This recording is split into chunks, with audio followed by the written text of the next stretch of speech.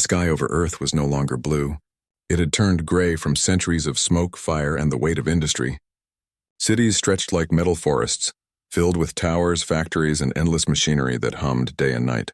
Humanity had survived countless challenges, natural disasters, plagues, wars, but none had prepared them for the oppression of the Galactic Council. The Council, a coalition of alien civilizations, ruled the galaxy with a strict hierarchy. Humans were one of the youngest species they had ever encountered. Earth, in particular, was considered a resource planet, a place to harvest minerals, energy, and even human labor. The Council had long imposed taxes, demanded tribute, and sent humans to work in dangerous starships and mines across distant star systems, yet humanity endured. Humans adapted. They innovated. They learned to hide resistance movements within plain sight, to speak coded messages in public, to train in secret for battles that could never be openly fought, and still the pressure had been building.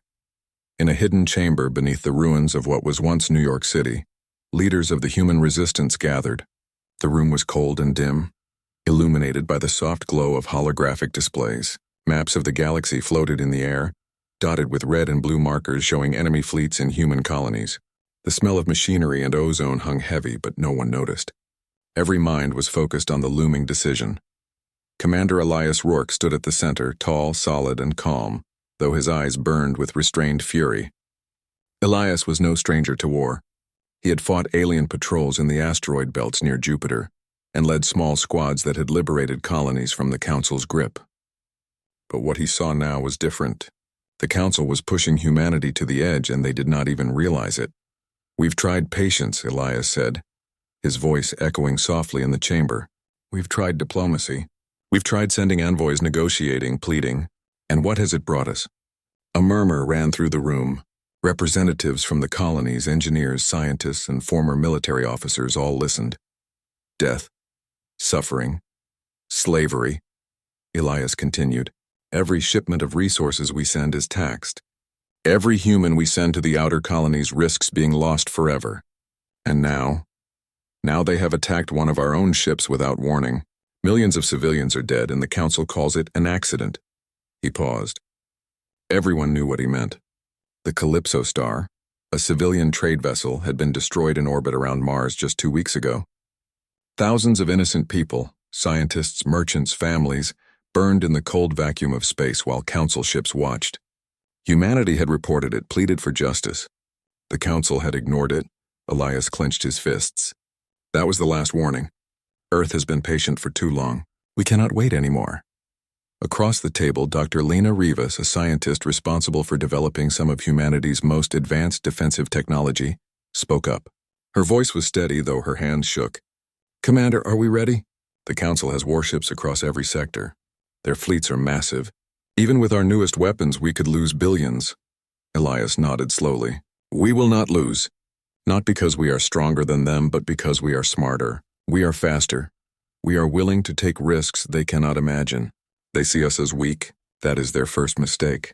For years, humans had studied the Council's tactics. They had watched alien fleets respond to threats with predictable precision, relying on their strict hierarchies and chain of command. Humans, on the other hand, thrived in chaos. They adapted quickly. They improvised. They understood that sometimes the only way to survive was to think differently, to act boldly, to fight with creativity instead of sheer power. The chamber grew quiet as everyone absorbed Elias's words. Outside, the sounds of the city, drones flying overhead, trains rumbling beneath the streets, factories producing war machines, seemed distant, as if the world itself was holding its breath. "Then it's decided," Elias said. His eyes swept across the room. "We strike first. We liberate our colonies. We hit their supply lines. We remind the galaxy that humanity will not be treated as weak. Not anymore." A cheer rose from the group, low at first, then swelling into something fierce and determined. For the first time in centuries, the humans of Earth felt hope. And for the first time in centuries, they felt the promise of vengeance. Not petty revenge, but justice for their people. Across the planet, the announcement was sent. Every human colony, every hidden base, every underground workshop received the message. Earth is no longer waiting. The war begins now. Within days, humans mobilized like never before. Orbital factories that had once produced mundane goods now churned out warships. Scientists introduced energy-based weapons, new shields, and advanced propulsion systems. Entire cities transformed into military hubs, with civilians working alongside soldiers to build the fleets that would challenge the galaxy's most powerful alliance. And then came the first strike. Elias personally led the operation. Humanity's plan was bold, almost reckless, but that was the point. Using a fleet of modified transport ships disguised as cargo vessels, they approached a Council supply convoy near the asteroid belt in the outer solar system. The aliens, confident and arrogant, assumed it was another routine shipment and let the humans pass. Then, without warning, the transports revealed their true nature. Hidden weapons activated, beams of pure energy cutting through the convoy's defenses. Explosions erupted in the void, metal twisting, fire spreading, and ships disintegrating. Within minutes, dozens of Council supply vessels were destroyed or captured. The humans moved fast. While the Council scrambled to respond, Elias's fleet liberated a nearby human colony that had been under strict alien control. Children and adults, long oppressed and beaten down by years of forced labor, looked on in disbelief as human soldiers landed, offering freedom and protection. "This is only the beginning," Elias said as he watched the liberated people. "The galaxy will learn that humanity cannot be ignored." Back on Earth, celebrations were muted but widespread. People understood that war had begun, and that the cost would be high. Yet there was pride, a pride that had been missing for centuries. Humanity was no longer a subject of the Council. Humanity was a force to be reckoned with. In the Council's distant chambers, alarms blared. Leaders argued, unable to comprehend how a single planet, so primitive in their eyes, could strike with such precision and skill. Confusion turned to fear and fear to anger. The galaxy, once certain of humanity's weakness, now questioned everything. Elias returned to his command ship, looking out at the stars. Each point of light was a world under alien control, and soon all of them would feel the power of Earth's resolve. The first strike had been small, tactical, and symbolic, but it was enough to send a message. Humans had snapped, and once they snapped, nothing would stop them. The crew around him worked silently, preparing for the next stage. Engineers calibrated weapons, pilots checked flight systems, and soldiers reviewed battle plans. Every human aboard the ship knew that the coming months would be dangerous, exhausting, and filled with uncertainty. Yet no one hesitated. They had chosen this path, and they would walk it together. For centuries, humanity had been underestimated, overlooked, and oppressed. But now, as the first light of Earth's fleet spread across the stars, one truth became clear. Humanity's time had come. And the galaxy would never forget the day Earth finally snapped. The galaxy had never seen anything like it. Within weeks of Earth's declaration, humanity's fleets were moving across star systems with a speed and precision that stunned the Galactic Council. Every ship, every soldier, every strategy had been designed to exploit one truth. The Council underestimated humans. That underestimation would become their greatest mistake. Commander Elias Rourke stood on the bridge of the Valor, Earth's lead warship, observing the star-studded void through a wide viewing window. Beyond the glass, hundreds of human ships moved in perfect formation, their sleek hulls gleaming against the dark vacuum. Even in this immense darkness, the humans' presence felt alive, dangerous, and unstoppable. "We've received reports of a Council supply convoy near the Orion Nebula," said Lieutenant Cara Mendez, a young but brilliant tactician. Her eyes were sharp, scanning data streams that floated holographically in front of her. "They have escort ships, but their sensors are blind to our stealth configurations. We can strike before they realize it." Elias nodded, his mind calculating every risk. "Good, prepare the fleet. I want our first strike to send a clear message, not just to the Council, but to the galaxy. Humanity is awake, and we will not be ignored." The convoy appeared as a glint of light in the distance, massive ships moving slowly but confidently through the nebula's colorful clouds. The Council had never expected humans to approach in such a coordinated manner. Every ship in the convoy carried vital supplies: fuel, energy cores, weapons components. Capturing or destroying them would disrupt the Council's operations for months. Elias gave the signal. The human fleet split into attack clusters, each group moving silently toward the unsuspecting convoy. Then, with precise timing, the attack began. Energy beams tore through the convoy's hulls. shields flickering under the sudden assault. Council ships scrambled, but their movements were too slow. Humans had planned for every maneuver, every counterattack. Within minutes, the convoy was in chaos. Explosions lit the nebula like artificial stars. The Valor's weapons released a pulse of energy that disabled enemy shields, allowing human boarding teams to capture key vessels intact. Across the fleet, ships moved like a single organism, attacking, disabling, capturing, and moving on before the enemy could fully respond. Elias allowed himself a brief smile. "This is only the beginning," he murmured. Back on Earth, news of the strike spread quickly. The message was simple but powerful. Humans fight back. Humanity will no longer be controlled. Civilians watched the reports with a mix of awe and pride. Across cities, factories shifted production lines, creating more ships, more weapons, more tools for the coming war. Scientists introduced new technologies almost daily. Energy cannons capable of penetrating the strongest shields, stealth systems that could hide entire fleets, and propulsion engines that allowed human ships to outmaneuver much larger vessels. But humanity's fight was not just in space. On countless planets and colonies under Council rule, humans began to rise. Elias personally led a mission to liberate the colony of Terran 4, a mining world deep in Council territory. For decades, the planet's people had labored under brutal alien overseers, their energy and metals stripped away without concern. Landing on the planet, Elias's forces moved quickly. Soldiers advanced with precision, disabling enemy command centers, cutting communications, and opening prisons. Humans who had been forced into slavery watched in disbelief as their oppressors fell in minutes. Children ran into the arms of soldiers and families reunited in tears of joy. "This is freedom," Elias said, standing in the colony's main square. "It is the right of every human, and we will fight to bring it to every corner of the galaxy." Word of Terran-Nephi's liberation spread faster than any council warning. On distant worlds, oppressed species and humans alike saw hope for the first time in generations. It was not just a military victory. It was a symbol, a proof that the strongest force in the galaxy was not just technology or numbers, but courage, determination, and a refusal to be controlled. Meanwhile, the council scrambled. Their war rooms were filled with panic, their leaders shouting over one another. "How can a single planet coordinate such attacks?" one counselor demanded. "Our fleets are more advanced, more numerous. They cannot match us." But the truth was undeniable. Humans were different. They did not rely on strict hierarchies or predictable strategies. They adapted, improvised, and exploited weaknesses others did not even notice. Every attack was precise, every strike carefully calculated, yet flexible enough to adjust if the enemy responded. Elias and his team continued to push forward. In another sector, they intercepted a transport carrying enslaved humans.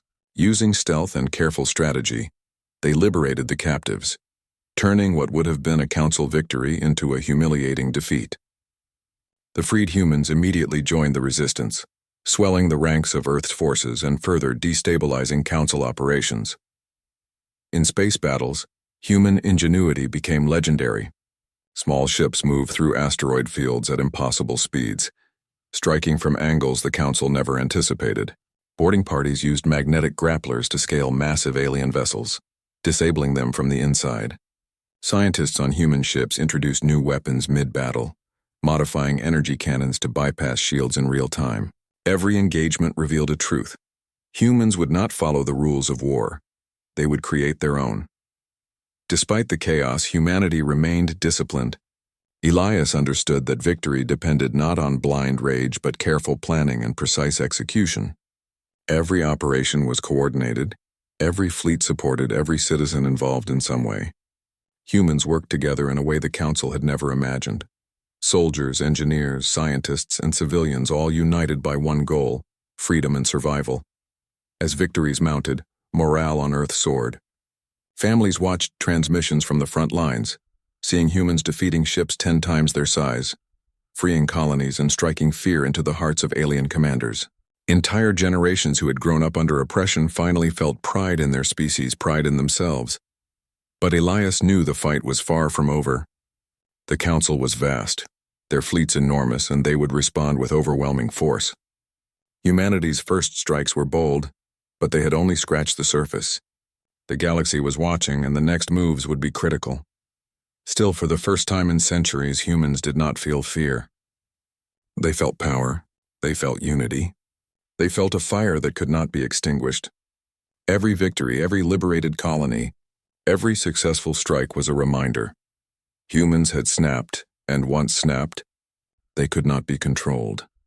Elias stood on the Valor's bridge, staring out into the endless black.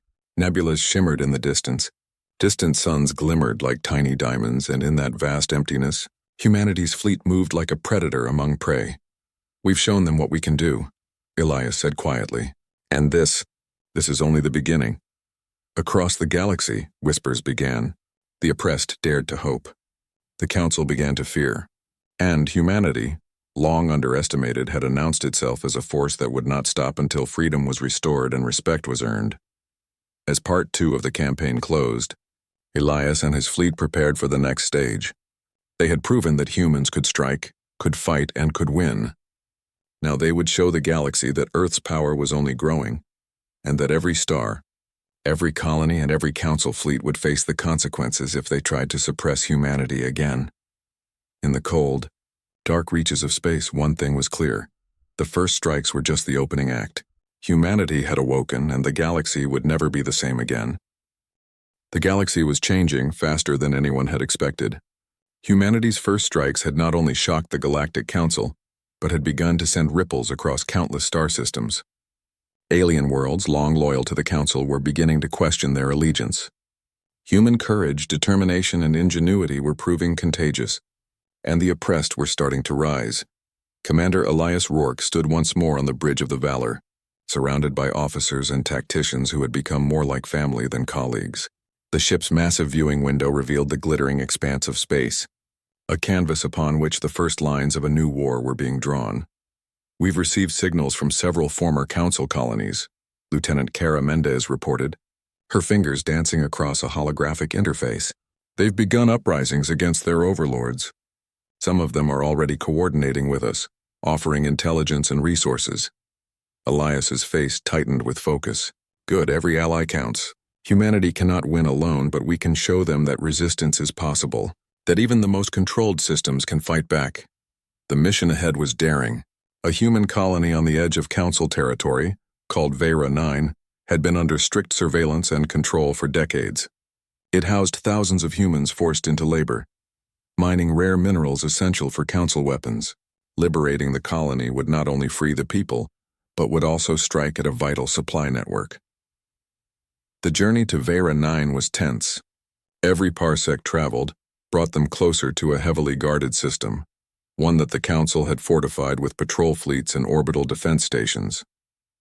Elias had studied the enemy tactics thoroughly, identifying weaknesses in their rigid command structure and predictable patrol patterns. His strategy relied on speed, stealth, and precision, three qualities humans had in abundance. As the fleet approached the system, the first signs of resistance appeared. Council scouts detected movement near the outer rings of Vera 9, but it was too late. Human ships slipped past their sensors, cloaked in a haze of experimental stealth technology. For the first time, the Council's forces were seeing what it meant to be outsmarted by a species they considered inferior. Elias gave the order: attack in 3 clusters. Disable their communications first. Keep civilian casualties to a minimum. And remember, our goal is liberation, not destruction. The first strike hit with shocking precision. Human ships fired energy pulses that disrupted Council communications across the system. Shields flickered and fell, leaving their ships vulnerable. Boarding parties launched from stealth fighters, clinging to the hulls of alien vessels, cutting through security doors and freeing imprisoned humans.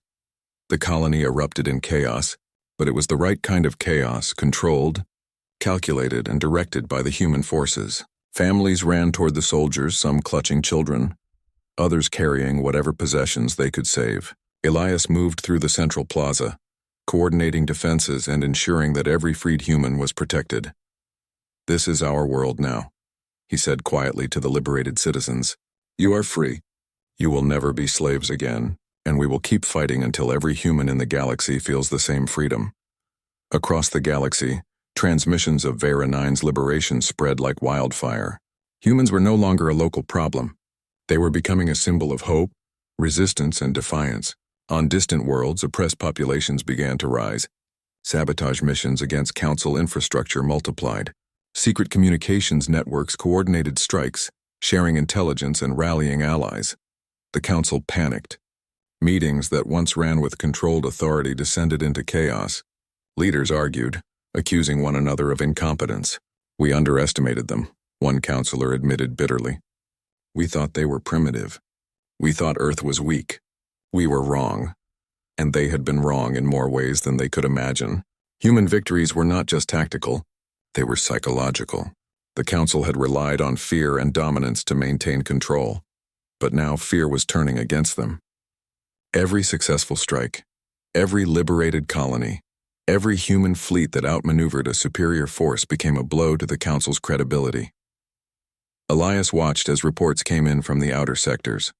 Smaller alien races previously intimidated by the Council's might were offering support to humans, supplies, intelligence, even ships. Humans had inspired more than hope. They had sparked a galaxy-wide movement, yet Elias knew that every victory had a price. The Council was regrouping, deploying faster ships, and developing countermeasures against human technology. Human forces had to stay one step ahead, using their ingenuity and creativity to survive. Every mission was a gamble, but humanity had learned to thrive on risk where others feared it. In one daring operation, Elias led a strike team to intercept a Council energy transport near the Astrion belt. The transport carried vital cores for the Council's war engines. Humans used the asteroid field as cover, weaving between massive rocks at impossible speeds. The Council patrols, expecting a straightforward approach, were caught completely off guard, boarding the transport. Human soldiers disabled the engines, secured the energy cores, and escaped before reinforcements could arrive. The operation not only weakened the Council's war capabilities, but also boosted morale across human colonies. News of the mission spread quickly, reinforcing a single idea. Humanity was unstoppable when united and determined. Even as humans celebrated victories, Elias remained vigilant. He knew the Council would strike back with overwhelming force sooner or later. Every fleet movement, every liberation, every technological advancement was designed with one goal: prepare for the inevitable full-scale confrontation. Amid the chaos of war, human society continued to adapt and thrive. Civilians became active participants in the conflict. Engineers repaired ships in orbit, scientists developed new weapons while under fire, and families coordinated logistics from hidden bunkers. Humanity's strength was not just in its fleets or weapons, it was in its unity, resilience, and determination to survive against impossible odds. As the weeks passed, the Galactic Council realized that humans were not merely rebels. They were a force reshaping the galaxy. Their first strikes had unleashed a chain reaction. Systems once loyal to the Council were now uncertain, colonies began to resist, and intelligence networks shared information with the humans faster than the Council could respond. Elias watched it all unfold with a mixture of pride and concern. Pride for what humanity had achieved and concern for what was yet to come. The galaxy had seen the first sparks of human rebellion, but the fire was just beginning. Larger battles loomed, more dangerous missions awaited, and the Council's retaliation would be unlike anything humans had faced before. Yet, in the midst of uncertainty, one truth remained clear. Humanity had awakened. The first strikes had shown the galaxy that humans were no longer to be underestimated. The oppressed had found hope. The powerful had found fear. And humanity had found its purpose. Not just survival, but liberation, respect, and the chance to define their destiny among the stars. As Part 3 concluded, Elias and his fleet prepared for the next stage of the campaign. They had inspired uprisings, liberated colonies, and dealt devastating blows to the Council. Now they would take the fight deeper into enemy territory, showing that humanity's reach was limitless and its resolve unbreakable. In the darkness of space, among stars and nebulae, the human fleet moved with determination and purpose. Every star they passed, every system they touched carried the message of Earth. Humanity has snapped, and the galaxy will never forget the day they rose. The galaxy had begun to take notice of humanity. Stories of daring raids, liberated colonies, and human ingenuity traveled faster than any Council fleet could chase. Yet with attention came danger. The Galactic Council, furious at their losses and humiliated by Earth's audacity, began deploying their deadliest commanders and most advanced warships. The first strikes had been a warning. Now humanity faced a storm unlike any before. Commander Elias Rourke stood on the bridge of the Valor, eyes scanning the holographic display. Red markers dotted the map. Council fleets converging on key human positions across multiple systems. The attacks would come simultaneously, overwhelming human defenses if not countered with precision. "We've anticipated their moves," Elias said, his voice calm but firm. "Our fleets are prepared and our colonies are ready. But this will be the toughest challenge yet. Every decision counts." Lieutenant Cara Mendez, still young but seasoned from weeks of relentless campaigning, nodded. "We've reinforced our forward positions and set traps along their expected routes. We can slow them down and pick off their ships one by one." Elias's hand hovered over the command console. "Good. Let's remind them that humans do not fight like anyone else in the galaxy." The first attacks came without warning. Council fleets descended on human outposts with overwhelming force. Energy beams cut through space like lightning, shields flaring as human defenses struggled to hold. The Valor and accompanying fleets raced to intercept, navigating asteroid fields and debris clusters to avoid annihilation. The fighting was brutal. For the first time, human forces experienced significant losses. Ships exploded in fireballs of metal and plasma. Boarding parties fought viciously to repel invaders. Civilians in liberated colonies had to hide or flee as the battle spread across orbiting stations. Elias remained composed, directing attacks with the precision of a seasoned commander. "We cannot hold them here forever," he said to his officers. "We need a plan to turn the tide. I want a decisive strike that will break their morale and force them to reconsider this attack." Elias proposed a daring strategy: lure the Council's flagship, a massive dreadnought called the Imperius, into a gravity well near a dying star. The Council's arrogance assumed the humans would avoid such dangerous regions. Elias would use that assumption against them. The plan was risky. One miscalculation could destroy not only the Valor, but an entire human fleet. But humanity thrived on calculated risks. Engineers worked feverishly to reinforce ship hulls and shields. Scientists modified energy weapons to focus power in precise bursts. Pilots rehearsed maneuvers in simulators over and over until every move was instinct. The lure began.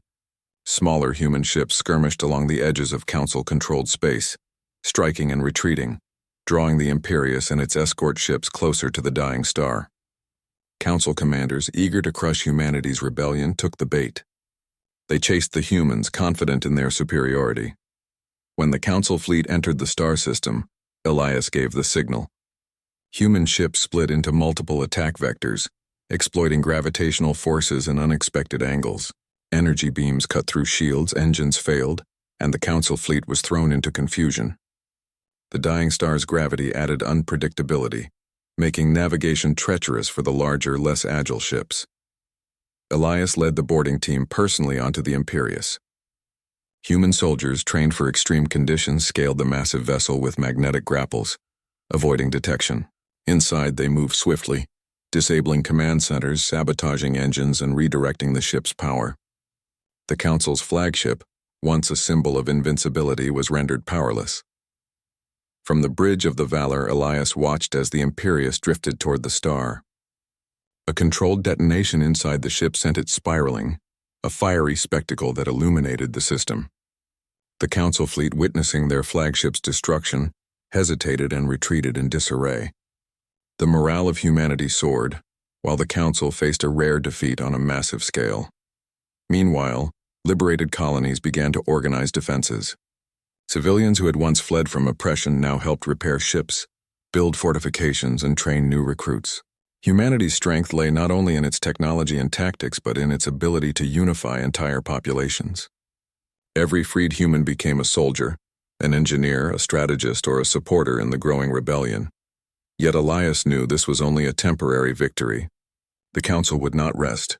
They would rebuild their fleets, create new weapons, and attempt to crush humanity again. But each battle revealed a truth. Humans could endure, adapt, and innovate faster than the Council could predict. Where other species relied on strict rules, humans thrived on creativity and flexibility. The aftermath of the battle also sent a message across the galaxy. Aliens who had quietly supported the Council began reconsidering their loyalty. The humans had demonstrated that the Council was not invincible. Their oppression was not eternal. For the first time, hope spread to those who had lived under fear for generations. Elias addressed his fleet via interstellar broadcast. "We have won a major victory today, but the war is far from over. Our people are counting on us. The galaxy is watching us. We fight not for revenge, but for freedom, justice, and the right to exist without fear. Humanity will endure, and we will ensure that every world knows what it means to be free." Back on Earth, the population celebrated cautiously. They understood that the battle was won, but the war continued. Factories produced new ships and weapons faster than ever before. Scientists introduced shields capable of withstanding multiple hits, while engineers reinforced orbital platforms. The planet had become a fortress and a hub of innovation, feeding the fleet that carried humanity's future among the stars. Despite the growing momentum, Elias remained vigilant. He spent hours analyzing intelligence reports, planning the next moves, and preparing for the Council's inevitable retaliation. Every victory had come with lessons learned, and every setback could be fatal if ignored. Humanity had survived so far not by luck but by foresight, preparation, and unwavering resolve. The success near the dying star also changed the tone of the rebellion across the galaxy. Formerly oppressed humans and sympathetic alien races began forming alliances. Covert operations disrupted Council supply lines and communications, while propaganda campaigns inspired hope and resistance. Humanity's influence was growing exponentially, and the Council's control was slipping. Even as they celebrated, Elias knew the true test lay ahead. The Council would gather forces far beyond anything the humans had faced. Larger fleets, more advanced technology, and ruthless commanders would challenge every tactic they had used so far. But the humans had learned something crucial. The Council could be beaten, and Earth's ingenuity and determination were unmatched. The fleet moved from system to system, liberating colonies, intercepting Council shipments, and demonstrating that humanity's reach extended far beyond its home planet. Every battle, every strike, every liberation reinforced the same message. Humans would not stop, and no one in the galaxy could underestimate them again. In one of the quieter moments aboard the Valor, Elias looked out at the stars. The glow of distant nebulae and suns reminded him of how vast the galaxy was, and how many worlds were still under Council control. Yet he felt no fear. Humanity had turned the tide of the war once already, and they could do it again. "Our enemies will adapt," he said quietly to himself. "But so will we. And when they finally understand who we are, it will be too late." As Part 4 concluded, humanity had survived its first major retaliation, proven its resilience, and turned the tide of war in multiple systems. The Council's arrogance had been shattered, while humans' determination and creativity had grown stronger than ever. The stage was now set for the ultimate confrontation, a final push that would determine the fate of the galaxy and prove that humanity, when pushed to the edge, could overcome any challenge. The galaxy had learned a simple truth: Earth would not kneel, and humanity's resolve was unstoppable. The galaxy was on the brink of transformation. Humanity had already proven that it could strike with precision, endure the Council's retaliation, and inspire uprisings across multiple star systems. But now the final stage loomed, a decisive assault on the Council's central command, the seat of power that had ruled with fear for centuries. Commander Elias Rourke stood on the bridge of the Valor, flanked by his closest officers. Every fleet under his command had gathered for this moment.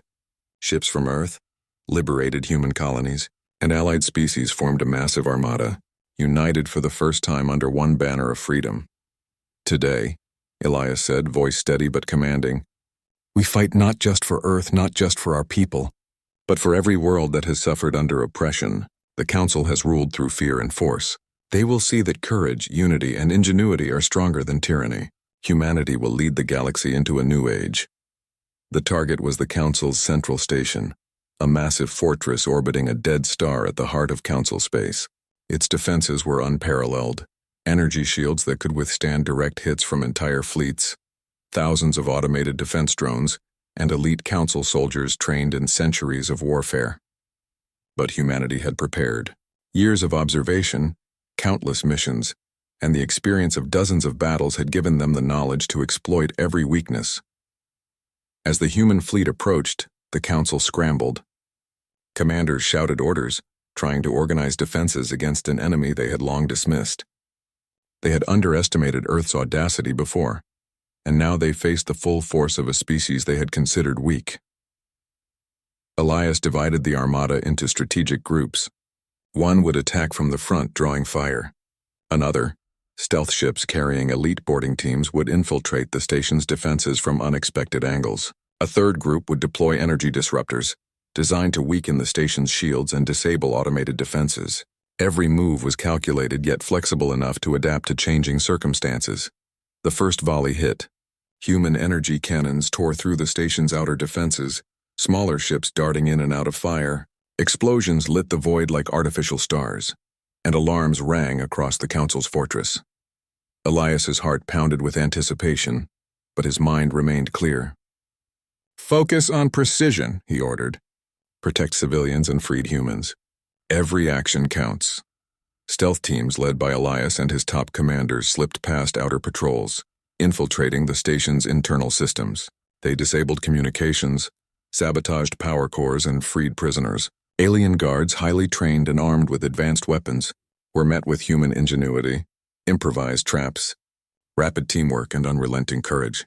Meanwhile, on the bridge of the Valor, Elias coordinated the fleet. Energy disruptors targeted weak points in the station's shields, allowing bombardment teams to strike with full force.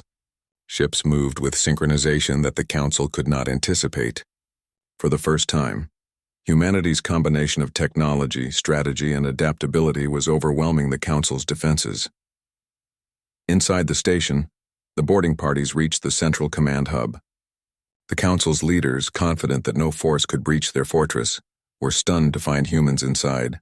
Elias and his team moved quickly, capturing key personnel, securing control of the station systems, and redirecting defenses against any remaining hostile ships.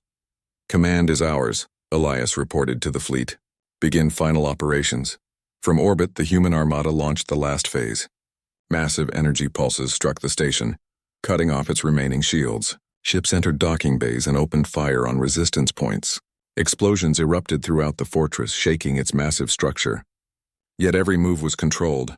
Civilians and freed humans were guided to safety, showing that humanity's victory was not just about power, but about justice. The Council's fleets, witnessing the destruction of their central station, faltered.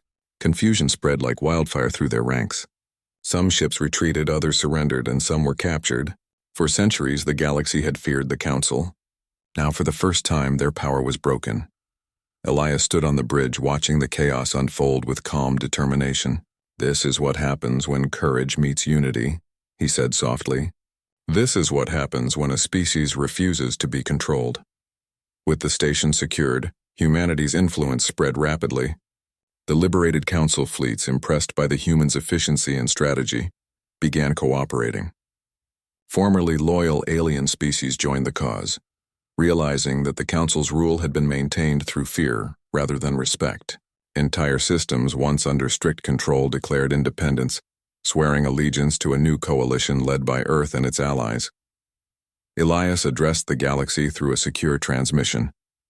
His voice, steady and resolute, reached every world listening. "People of the galaxy," he said, "the time of oppression is over. Humanity has shown that courage, unity, and determination can overcome any obstacle. We will protect those who seek freedom and honor those who fight for justice. The Council's rule through fear has ended. Together we will build a galaxy where every species can thrive, where every world is free, and where hope is stronger than tyranny." The message spread like wildfire. Humans and allies celebrated, while Council-controlled worlds witnessed a new reality. One where fear no longer dictated life, where oppression was not absolute, and where even the smallest species could rise to challenge the mightiest powers. Back on Earth, celebrations were widespread but measured. Citizens knew the victory had come at a cost. Many ships, soldiers, and civilians had been lost.